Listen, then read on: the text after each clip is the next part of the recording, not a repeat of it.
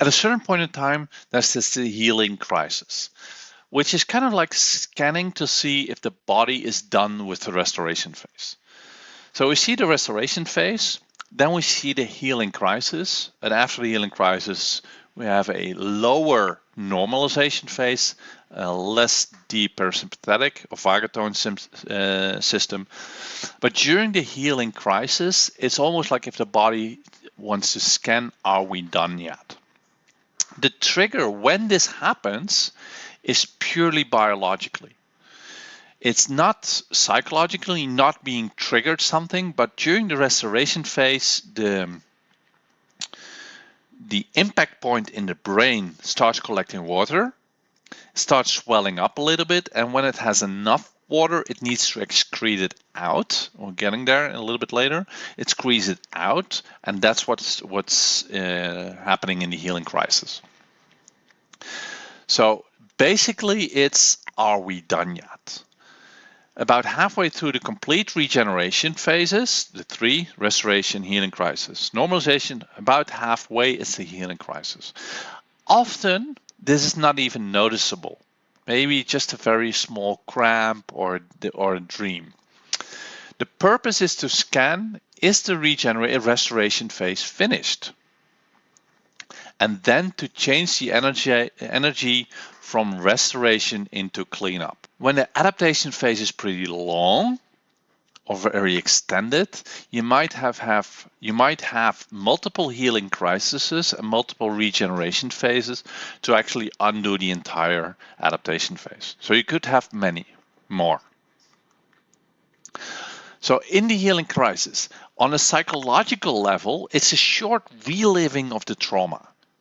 Is the trauma really resolved? Am I really over it? Do we need to do something more? Are we really safe? Sometimes even might be dreaming about the trauma. On autonomic nervous system is the general stress reaction that happens for a very short time. The body gets into sympathetic nervous system, more energy, more elevated energy, more focused, etc. All sympathetic nervous system reactions happen for a very short time during the healing crisis. And on a brain level, it's like squeezing out the water. During the restoration phase, the impact point swells up with edema, and the healing crisis just squeezes out the water. Sometimes I like to call it the big squeeze. It's like squeezing out a pimple, right? But in the brain. During the restoration phase, the brain generates water, or the skin starts decomposing, and then in the healing crisis, it squeezes it out. The trigger, like I mentioned, the trigger when there is the healing crisis is purely biologically. When there's enough water in it, we need to squeeze it out to grab more water. Some people say that the healing crisis is to test if the person is able to survive. This does not make any sense to me.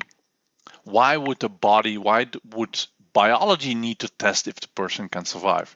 The healing crisis is to test if the regeneration is done and if there's more work to do, which is much more important.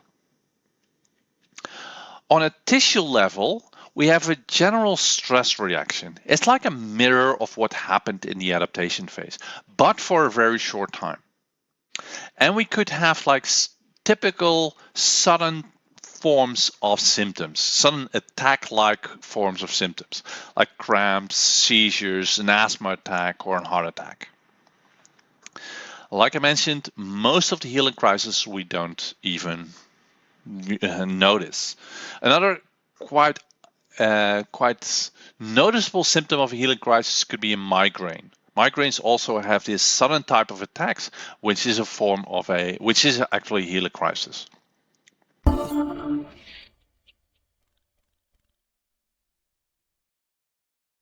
Now go to free.biocompass.org and get more additional resources, all free.